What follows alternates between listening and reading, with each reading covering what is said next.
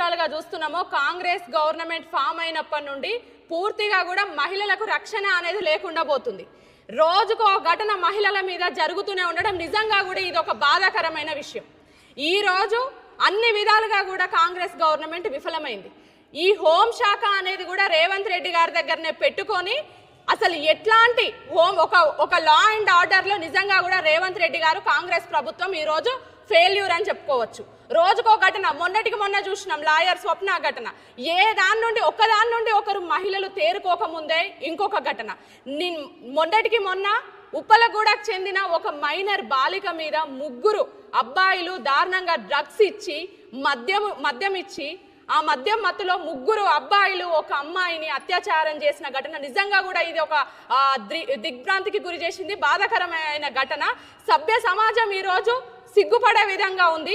ఇదంతా కూడా గవర్నమెంట్ విఫలమైంది అన్ని విధాలుగా కూడా.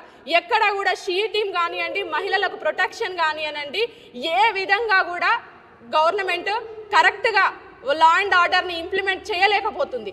మొన్నటికి మొన్న చూసినాం, ఇంకొకటి వనస్థలిపురంలో మాజీ భర్త మాజీ భార్యని ఒక పట్ట పగలే తన ఇంట్లోకి చొరబడి గర్భిణిగా ఉన్న మహిళని అతి దారుణంగా కుటుంబ సభ్యుల ముందే చంపడం అనేది కూడా ఎంత బాధాకరమైన విషయం. అంటే ఈరోజు సభ్య సమాజం ఎటుపోతుంది? ఈరోజు ఎందుకు ఇంత నిర్లక్ష్యంగా అనంటే ఒకసారి ఒక హంతకుడు ఒక మహిళ మీద కిరాతకంగా చంపినప్పుడు మన లా అండ్ ఆర్డర్ కనుక కరెక్ట్గా ఉండి మనం శిక్ష కరెక్ట్గా వేస్తే ఇంకొకడు ఒక మహిళ జోలికి వెళ్ళడానికి భయపడే పరిస్థితి వస్తుంది. కానీ ఈరోజు నిజంగా కూడా లా అండ్ ఆర్డర్ ఫెయిల్యూర్గా ఉంది కాబట్టి ఈ కాంగ్రెస్ ప్రభుత్వంలో రోజుకొక ఘటన జరుగుతుంది. దీన్ని మేము తెలంగాణ జాగృతి మహిళా విభాగం పక్షాన ఉప్పలగూడకి వెళ్ళి ఆ కుటుంబ సభ్యుల్ని పరామర్శించడం జరిగింది, వనస్థలిపురంకి వెళ్ళి వీళ్ళ కుటుంబ సభ్యులని పరామర్శించడం జరిగింది. ఎక్కడ కూడా కుటుంబ సభ్యులు ఒక ఆందోళనలో ఉన్నారు. ఏంటంటే ఆ తర్వాత ఆ ముద్దాయిలు బయటకు వచ్చిన తర్వాత మా పరిస్థితి ఏంది అన్న ఒక అయోమయంలో భయాందోళనలో ఉన్నారు.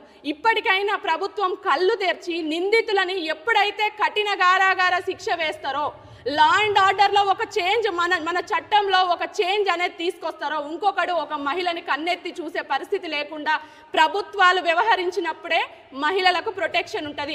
ఈరోజు తెలంగాణ జాగృతి మహిళా విభాగం తరపున మేము డిమాండ్ చేస్తున్నాం ప్రభుత్వాన్ని, ఎవరైతే ఈ రెండు సంఘటనలే కాదు రోజుకొక సంఘటన చూస్తున్నాం, మీరు వీళ్లకు కఠిన కారాగార శిక్ష వేసినప్పుడే ఇంకొకరు మహిళల జోలికి వెళ్ళకుండా ఉంటారు.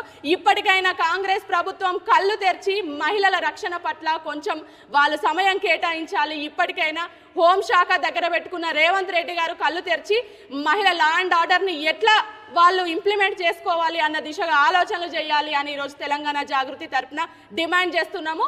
కవితక్క గారు కూడా ఎక్కడ మహిళల తరపున పోరాడాల్సిన అవసరం ఉన్నప్పుడు మహిళల గొంతుకై కవితక్క గారు నిలుస్తూనే ఉన్నారు.